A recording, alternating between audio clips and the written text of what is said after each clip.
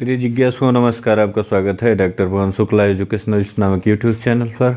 आइए, शिक्षण तकनीकी के अंतर्गत हम बात कर रहे हैं इस समय शिक्षण प्रतिमान की। आज के वीडियो के अंक में हम एक नए शिक्षण प्रतिमान को समझेंगे जिसका नाम है स्किनर का शिक्षण प्रतिमान, यानी स्किनर्स टीचिंग मॉडल, जिसे क्रिया प्रसूत अनुबंधन शिक्षण प्रतिमान यानी ऑपरेंट कंडीशनिंग टीचिंग मॉडल और व्यवहार परिमार्जन शिक्षण प्रतिमान बिहेवियर मॉडिफिकेशन टीचिंग मॉडल के नाम से जाना जाता है। इस सिद्धांत का नाम आते ही आपके सामने एक प्रमुख मनोवैज्ञानिक का नाम आया है, जिसको आप लोगों ने अधिगम के सिद्धांतों के संदर्भ में अवश्य सुना होगा और समझा होगा। V.F. स्किनर एक अमेरिकन मनोवैज्ञानिक थे जो कि व्यवहारवादी मनोवैज्ञानिक थे। उन्होंने व्यवहारवाद में एक नई दिशा प्रदान की, जिसमें आप देखें तो उन्होंने व्यवहार के दो प्रकार बताए। उन्होंने कहा कि जो व्यवहार होता है, एक तो रिस्पोंडेंट होता है और दूसरा ऑपरेंट होता है। रिस्पोंडेंट का मतलब है कि वह किसी अन्य बाह्य कारण से पैदा होता है, वह किसी चीज़ का अनुपालन करता है। और ऑपरेंट का मतलब होता है क्रिया प्रसूत, जो कि क्रिया से उत्पन्न हो। पहले वह होता है, उसके बाद क्रिया से उसकी होने की संभावना निश्चित होती है। आपने जो स्किनर महोदय का ऑपरेंट कंडीशनिंग थियरी पढ़ा है, यदि नहीं पढ़ा हो तो आप देख सकते हैं, मैंने वीडियो डाला है स्किनर का ऑपरेंट कंडीशनिंग सिद्धांत, जिसमें आप जानते हैं उनके प्रयोग में कबूतर को सही अनुक्रिया पर दाने दिए जाते हैं, क्योंकि इस सिद्धांत में ऑपरेंट बिहेवियर ही मुख्य होता है, यानी जो कि व्यवहार पहले उत्पन्न हो और उस व्यवहार के सही होने पर उसे पुनर्बलन दे करके उसके होने की संभावना को बढ़ा दिया जाए। तो यह सिद्धांत, यह जो प्रतिमान है, उसी सिद्धांत पर कार्य करता है। आपने जब देखेंगे, आप देखे होंगे या फिर जब आप मेरा वीडियो देखेंगे तो आपको एक चीज़ समझ में आएगी कि B.F. स्किनर महोदय ने अपने इस शिक्षण व्यवहार जो शिक्षण अधिगम के सिद्धांत में उन्होंने कई तकनीकियों की बात की। इसमें व्यवहार निर्माण की तकनीकी के रूप में एक तकनीकी का नाम आता है जिसे रूपण कहा जाता है, अंग्रेजी में शेपिंग या SHAPING। शेपिंग का मतलब आकार देना होता है। रूपण का मतलब किसी आकार को जो पहले से ही आपने तय किया है वैसे आकार देना। जैसे कोई सांचा होता है, उसमें आप रखे कोई चीज़ और वैसा बन जाए। जैसे मिट्टी का ईंट बनाने का सांचा होता है, उसमें मिट्टी डाली गई और उसको दबा दिया गया, वो ईंट का आकार उस सांचे से ले लेता है। तो वही सांचे का व्यवहार जो पहले से ही सांचा तैयार किया गया है, उसके व्यवहार को उस तरह बनाना ही रूपण कहलाता है। जिसका आप वीडियो देखेंगे तो आपको ज्ञात होगा कि रूपण एक ऐसी तकनीकी है जिसमें पुनर्बलन की विभिन्न युक्तियों को प्रयोग करते हुए प्राणी के वर्तमान व्यवहार को वांछित व्यवहार तक ले जाया जाता है। यही बात यहाँ भी है कि जो अधिगम करता है, जो शिक्षक विद्यार्थी है, जो सीखने वाला है, उसको शिक्षक या फिर इस प्रतिमान का प्रयोग करने वाला उसके वर्तमान व्यवहार को वांछित व्यवहार तक ले जाता है, जहां उसका व्यवहार उसने तय किया है कि इसके बाद व्यवहार में क्या प्राप्ति होनी है। जो प्रक्रिया चल रही है, प्रक्रिया माने प्रतिमान की जो प्रक्रिया है, उसको पूरा होने के बाद व्यवहार में क्या प्राप्त होगा, क्या परिमार्जन होगा। इसीलिए इनके प्रतिमान को व्यवहार परिमार्जन प्रतिमान भी कहा जाता है। तो हम देखें तो उद्देश्य की बात करें तो जो स्किनर महोदय का ऑपरेंट कंडीशनिंग थियरी है, क्रिया प्रसूत सिद्धांत है, इसका एकमात्र उद्देश्य है वांछित व्यवहार परिमार्जन। वांछित व्यवहार परिमार्जन अर्थात जो व्यवहार आप पहले तय किए हैं कि इस सिद्धांत, इस प्रक्रिया को पाने के पश्चात हमें ये प्राप्ति होगी, तो उसका निर्धारण यहाँ होता है। तो वांछित व्यवहार का परिवर्तन या परिमार्जन करना, तो उद्देश्य की बात हो गई। दूसरी बात, आप जानते हैं किसी भी प्रतिमान के 4 बिंदु होते हैं: focus, syntax, social system, support system. FSSS focus, syntax, social system, support system. तो फोकस में एक लाइन आपको यहाँ देखिए, एक पंक्ति में आपके सामने उत्तर है कि वांछित व्यवहार परिवर्तन ही इसका केंद्र बिंदु है। इस प्रतिमान का जो केंद्र बिंदु है वह क्या है? वांछित व्यवहार परिवर्तन, यानी जैसा हमें तय किया गया है कि व्यवहार प्राप्त करना है विद्यार्थी का, अधिगमकर्ता का, वही वांछित व्यवहार परिवर्तन है। दूसरी बात करें संरचना की, तो संरचना के इसके 3 सोपान हैं। संरचना इसका जो इसकी संरचना है 3 सोपान है, और अधिकतम विद्वानों ने जो शैक्षिक तकनीकी के हिंदी रूप पुस्तकें हैं उसमें 3 ही सोपान माने गए हैं। एस के मंगल महोदय ने 5 सोपानों में किया है। मैं पहले 3 सोपानों की बात कर लेता हूं जो आपके सामने है, फिर एस के मंगल के 5 सोपानों की ही बात करते हैं कि उन्होंने, एस के मंगल महोदय ने 3 की जगह 5 सोपान क्यों बताए हैं। तो इसमें जो पहला सोपान आपके सामने है वह क्या है? पाठ्य वस्तु को उद्दीपक के रूप में प्रस्तुत करना। उद्दीपक कैसा हो? शाब्दिक या अशाब्दिक हो। जो पाठ्य वस्तु प्रस्तुत की जा रही है वह उद्दीपक के रूप में हो, और वह शाब्दिक हो या अशाब्दिक हो। क्या होगा उससे? अधिगमकर्ता के समक्ष प्रस्तुत करना, यह इसका पहला सोपान है। देखिए, जब वह पाठ्यक्रम की परिस्थिति के रूप में प्रस्तुत होगा, उसको इस सिचुएशन के रूप में प्रस्तुत होगा, तब वह प्रतिक्रिया के लिए आगे बढ़ेगा। तो अधिगम को प्रतिक्रिया मत कहिए, अनुक्रिया के लिए। यहाँ क्योंकि अनुक्रिया हो रही, पालन उसका किसी चीज का वो फॉलो नहीं कर रहा है, तो यहाँ जो है किसी बाहरी उद्दीपक को जान नहीं रहा है कि ये उद्दीपक मेरे लिए प्रस्तुत किया गया। परिवेश ऐसा बनाया जाएगा कि वो परिस्थिति उसको प्रेरित करेगी, अनुक्रिया करे। तो अनुक्रिया के अवसर प्रदान किया जाए। अगर अनुक्रिया का अवसर नहीं मिल रहा है तो जरूरत पड़ने पर आवश्यकता अनुसार उसको सहायक उद्दीपक यानी प्रॉम्प्ट दिया जाए। प्रॉम्प्ट आप जानते हैं, जैसे पर्दे के पीछे जब कोई नाटक होता है तो जो पात्र कर रहा है सामने रोल, उसे भूलता है, उसको सहायक बताया जाता है कि ये बोलना है, ये बोलना है। तो यहाँ जरूरत पड़ने पर सहायक उद्दीपक भी दिया जाता है, प्रॉम्प्ट दिया जाता है, जिससे कि अधिगमकर्ता जो वांछित उद्देश्य है उसके अनुरूप अपनी अनुक्रियाओं को ले जा सके। क्योंकि आप जानते हैं वहाँ जो अधिगम का सिद्धांत है क्रिया प्रसूत, उसमें अधिगमकर्ता को अपने अनुरूप अनुक्रिया करने की स्वतंत्रता नहीं होती है, बल्कि वो जिस तरह का व्यवहार चाहे उसमें बनाने का प्रयास किया जा रहा है उसके अनुरूप ही अनुक्रियाओं का भी एक सिस्टम तैयार किया जाता है। ये इसीलिए सहायक उद्दीपक दिया जा रहा है, प्रॉम्प्ट दिया जा रहा है, जिससे कि वो अनुक्रिया को और बेहतर ढंग से कर सके। उसके बाद है तो आवश्यकता अनुसार पुनर्बलन प्रदान करना।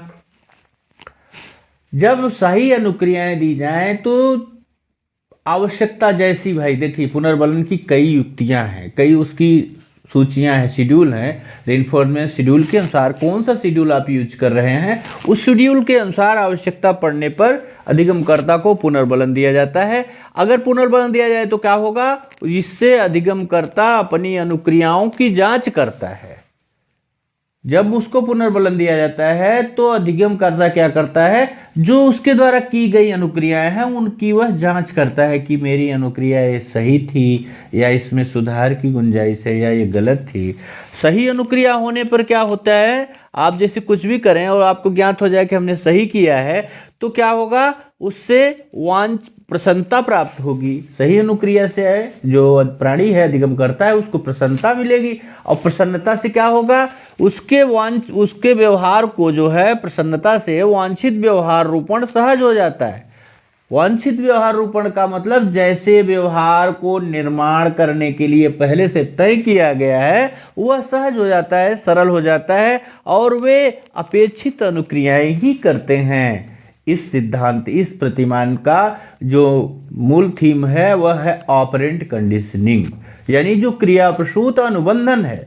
तो क्रिया प्रसूत अनुबंधन में प्राणी को क्रिया करने की छूट नहीं होती है, वह अपने मन स्वतंत्र नहीं होता कि कोई भी क्रिया करे, बल्कि इस तरह से उसके सामने परिवेश तैयार किया जाता है कि वह जैसा परिवेश माने जैसा जो उसका कंट्रोलर है, इस सिद्धांत को लागू करने वाला जैसा चाहता है वैसे ही अनुक्रिया होगी। अब जरा सा हम एस के मंगल की बात कर लेते हैं कि एस के मंगल महोदय ने इस जो संरचना है उस संरचना के 5 अंग बताए हैं। उन्होंने कहा कि जो संरचना है, इस संरचना के 5 अंग होते हैं कार्यप्रणाली सिंटैक्स के रूप में, जिसमें उन्होंने कहा कि अंतिम या लक्ष्य व्यवहार का विशिष्टीकरण करना। यानी जो पहली बात है कि लक्ष्य व्यवहार का विशिष्टीकरण किया जाता है। इन्होंने कहा कि यानी जो उसको जिस तरह का व्यवहार बनाना है, उसकी शेपिंग किस तरह की व्यवहार करनी है, उस शेपिंग का पूर्ण निर्धारण किया जाता है। दूसरा स्टेप है कि प्रारंभिक व्यवहार का असेसमेंट किया जाए, निदान किया जाए कि इंटरिंग बिहेवियर, जो विद्यार्थी का प्रविष्ट व्यवहार है, उसकी जांच कर लेनी चाहिए कि विद्यार्थी का जो व्यवहार इस समय जो भी जिस स्तर पे, मतलब आप किसी कक्षा में आने वाले हैं तो उस कक्षा में आने के पहले का व्यवहार आपसे क्या क्या अपेक्षाएं हैं, इसकी जानकारी होनी चाहिए। तीसरे स्टेप में वे कहते हैं कि व्यवहार निरूपण एवं कार्यक्रम निर्धारण, यानी जो इच्छित व्यवहार है, वांछित व्यवहार जो हमने चाहा है, उसको निरूपित किया जाए, उसके पूरी तरह से सांचे में लिख लिया जाए और कार्यक्रम का जो निर्धारण किया जाए कि किस कार्यक्रम के द्वारा यह व्यवहार प्राप्त होगा। इसके बाद जो इनका चौथा स्टेप है, चौथे स्टेप में मंगल महोदय बताते हैं कि नियोजित जो कार्यक्रम है उसका एडमिनिस्ट्रेशन करना, उसका क्रियान्वयन करना, कैसे उसको लागू किया जाए। और 5वें चरण में जो कार्यक्रम है उसके मूल्यांकन की बात करते हैं कि जो कार्यक्रम चला है तो ये संरचना के अंतर्गत ही है। मूलतः ये तीनों में ही समाहित होता है कि किस तरह से ये पाठ्य वस्तु को उद्दीपक के रूप में प्रस्तुत किया जाए। अब वो सब बातें तय हैं यहाँ भी, लेकिन ये थोड़ा समरी में है। वो विस्तृत रूप से बता रहे हैं कि जो कार्यक्रम चलाया जा रहा है उसका लक्ष्य क्या है, वांछित व्यवहार परिवर्तन। और यहाँ पर जब बालक अपनी सही अनुक्रियाओं का ज्ञान प्राप्त करते हैं तो उनको प्रेरणा मिलती है, संतुष्टि मिलती है, संतोष मिलता है, खुशी मिलती है, उसको दोहराते हैं तो यह मूल्यांकन भी हो जाता है। तो इस प्रकार से हम आगे बात बढ़ें, आगे चलें तो देखें जो इस प्रतिमान का सामाजिक प्रणाली है, जो इसका दूसरा यह है सपोर्ट सिस्टम। ये क्या, सोशल सिस्टम, सोशल सिस्टम जो है किस तरह से, सोशल का मतलब ही होता है सामाजिक, समाज क्या है, संबंधों का जाल है। तो यहाँ भी एक समाज बनता है कक्षा में भी।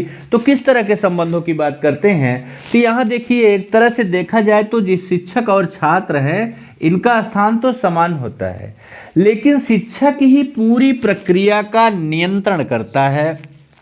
शिक्षक कहिए या इस प्रतिमान को लागू करने वाला जो कि व्यवहार को परिवर्तित करने के लिए लगा हुआ है, जो प्रयासरत है, वही इसका पूरी तरह से कंट्रोलर होता है, क्योंकि वही परिवेश को तैयार करता है, वही आवश्यकता अनुसार परिस्थितियों में सुधार करता है, ऐसे उद्दीपक प्रस्तुत करता है जिससे कि अनुक्रिया के लिए उसको पुनर्बलित किया जा सके, मतलब अग्रसारित किया जा सके।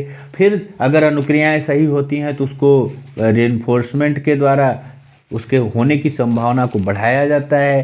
तो इस तरह के जो तमाम काम हैं पूरी प्रक्रिया का, वह शिक्षक करता है। तो शिक्षक की सक्रियता निश्चित रूप से इसमें अधिक होती है, लेकिन छात्र भी उतना ही सक्रिय होता है, इसलिए इसमें शिक्षक और छात्र का स्थान समान माना जाता है। और यहाँ जो है शिक्षक क्या क्या करता है, जो बताया हमने वो सब करता है। वांछित पूरी प्रक्रिया का नियंत्रण करता है, अवांछित व्यवहार का नियंत्रण करता है, और वांछित व्यवहार का रूपण करते हुए जो वांछित व्यवहार है, जैसा व्यवहार चाह रहा है शिक्षक की ऐसा व्यवहार हो जाए, उस व्यवहार का रूपण करते हुए, उन्होंने उसको शेपिंग करते हुए, उसको आकार देते हुए, उसको बनाते हुए, रूपण का मतलब शेपिंग यानी को एक आकार देना है, वो आकार देने की बात हो रही है। उसके करते हुए अनुक्रिया के अवसर सुनिश्चित करता है। इस तरह से वो कितना सतर्क होकर के इस शिक्षण प्रतिमान का जो प्रशासन करने वाला शिक्षक या जो प्रशासक है, वह कितना सावधान होकर के वहाँ पूरी प्रक्रिया पर ध्यान लगाए रखता है कि कब आवश्यकता है कि जो वांछित व्यवहार की तरफ विद्यार्थी अधिगम करता बढ़ रहा है, तुरंत उसकी फार्मिंग, उसकी जो है शेपिंग करने के लिए वह उसको रिइंफोर्स करता है, उसको पुनर्बलित करता है। बहुत बढ़िया, बहुत अच्छा। इस तरह से जो भी पुरस्कार की बात हो उस तरह से करते हुए अनुक्रिया के अवसर सुनिश्चित करता है। वह अनुक्रिया के अवसर सुनिश्चित करेगा जिससे कि अधिगमकर्ता अनुक्रिया कर सके। इसके बाद हम बात करें इसके सपोर्ट सिस्टम की। इसका जो सहायक प्रणाली है, यानी जिसके द्वारा मूल्यांकन होता है, इसका सपोर्ट सिस्टम भी कहता है कि बाह्य और आंतरिक मानदंडों का उपयोग किया जाना चाहिए, कि बाह्य मानदंडों का जो क्राइटेरिया है और आंतरिक क्राइटेरिया जो मानदंड हैं, दोनों का उपयोग होना चाहिए, क्योंकि दोनों के ही उपयोग से सहज ढंग से इसकी प्राप्ति होती है।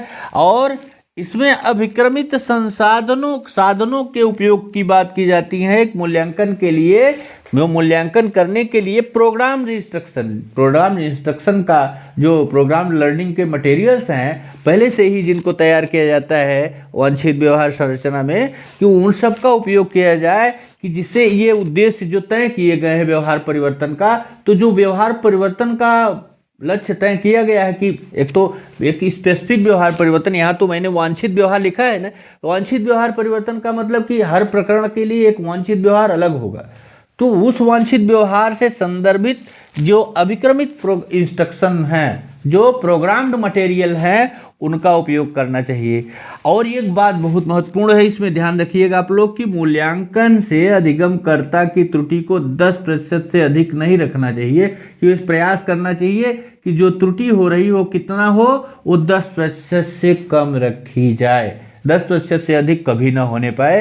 तो ये मूल्यांकन के संदर्भ में है कि त्रुटि जो हो रही है वह 10% से अधिक ना हो, बल्कि 10% से कम ही बनी रहे, यही प्रयास इसमें किया जाता है। और मूल्यांकन के बाद हम बात करें तो इस अनुप्रयोग की बात करते हैं कि क्या शिक्षण प्रतिमान जो स्किनर के द्वारा दिया गया है, इसका उपयोग कहाँ कहाँ होता है। तो इसके उपयोग को देखिए, तो PI और या PL यानी जो प्रोग्राम्ड इंस्ट्रक्शन है, अभिक्रमित अनुदेशन है या अभिक्रमित अधिगम है, लर्निंग है, प्रोग्राम्ड लर्निंग है, उसके निर्माण में आप जानते हैं कि रेखीय अभिक्रम जो होता है, जो लीनियर प्रोग्रामिंग इंस्ट्रक्शन या लर्निंग मटेरियल है, प्रोग्रामिंग इंस्ट्रक्शन और लर्निंग की बात की जाए तो ये एक प्रोग्राम होता है जिसके द्वारा, जैसे शिक्षण मशीन भी इसी सिद्धांत पर कार्य करता है, तो जो रेखीय अभिक्रम है, रेखीय अभिक्रम पूर्ण रूप से स्किनर के इसी क्रिया प्रसूत अधिगम सिद्धांत पर बना हुआ है। तो इस प्रतिमान के द्वारा इसका निर्माण किया जा सकता है। दूसरी बात है कि ज्ञानात्मक पक्ष के निम्न स्तर, आप जानते हैं कि बेंजामिन एस ब्लूम महोदय ने शिक्षण के उद्देश्यों के 3 पक्ष बताए थे, संज्ञानात्मक पक्ष, भावात्मक पक्ष और क्रियात्मक पक्ष। तो संज्ञानात्मक पक्ष में आपको ज्ञात ही होगा, कुआ से knowledge, understanding, analysis, synthesis, evaluation, ये 5 होते हैं। तो इसमें ये कह रहे हैं कि इसके निम्न स्तर नॉलेज, अंडरस्टैंडिंग एंड एप्लीकेशन, ये जो अनुप्रयोग है ये 3 निम्न स्तर के हैं। तो ज्ञान, बोध और प्रयोग के उद्देश्यों की प्राप्ति भी इस प्रतिमान के द्वारा सहजता से हो जाती है, क्योंकि यहाँ ज्ञान, बोध और प्रयोग का जो संज्ञानात्मक पक्ष का निम्न स्तर है उसकी प्राप्ति सहज ढंग से होती है। यहाँ पर जो होता है, जब आपको तथ्यों की अपेक्षा प्रत्यय के शिक्षण में का जोर देना हो तो इसमें अधिक उपयोगी है। यानी तथ्य जैसे रटाना है, रटाने के अपेक्षा आपको कुछ प्रत्ययों की बात करनी है तो प्रत्ययों के शिक्षण में यह अधिक उपयोगी है। और शिक्षण को पूर्व निर्धारित उद्देश्यों के अनुरूप चलाने में भी यह बहुत ही महत्वपूर्ण प्रतिमान कार्य करता है। यानी कि जब आप चाहते हो कि यह आप जो शिक्षण को पूर्व निर्धारित, जो शिक्षण है वह शिक्षण तो कोई भी होगा तो उसके पूर्व निर्धारित तो अवश्य होंगे, बिना पूर्व निर्धारित उद्देश्य के वो चलेगा नहीं। तो पूर्व निर्धारित उद्देश्यों के अनुरूप चलाने में इसका उपयोग हो सकता है, क्योंकि आप जानते हैं जब शिक्षण प्रतिमान स्किनर के द्वारा दिया गया था, ये संकल्पनात्मक रूपरेखा है जिसके आधार पर शिक्षण और सीखने की क्रियाओं को नियोजित किया जा सकता है। ये प्लानिंग के तहत पूरी चल सकता है और इससे शिक्षण के विभिन्न स्तरों में निर्णय की सुविधा होती है। शिक्षण प्रतिमान का ज्ञान पाठ्यक्रम आप देख ही रहे हैं कि सीखने संबंधी क्रियाओं को रखने, उचित सामग्री पहचानने और उसके प्रयोग करने में इसका उपयोग हो सकता है। और सबसे बड़ी बात कि इसके द्वारा जो अच्छी आदतें हैं विद्यार्थियों के अधिगमकर्ता की, उनकी अच्छी आदतों को और बेहतर बनाया जा सकता है और जो उसकी अवांछित आदतें हैं, अवांछित अनुक्रियाएं हैं, उनको कम किया जा सकता है। इस प्रकार से हमने आज के वीडियो के अंक में स्किनर महोदय के शिक्षण प्रतिमान को देखा समझा। जो हो सके आप बताइए, कि जो न समझ में आया मैं पूरा प्रयास करूँगा आपको समझाने का। चैनल लाइक शेयर सब्सक्राइब अवश्य कर लीजिएगा। धन्यवाद, नमस्कार।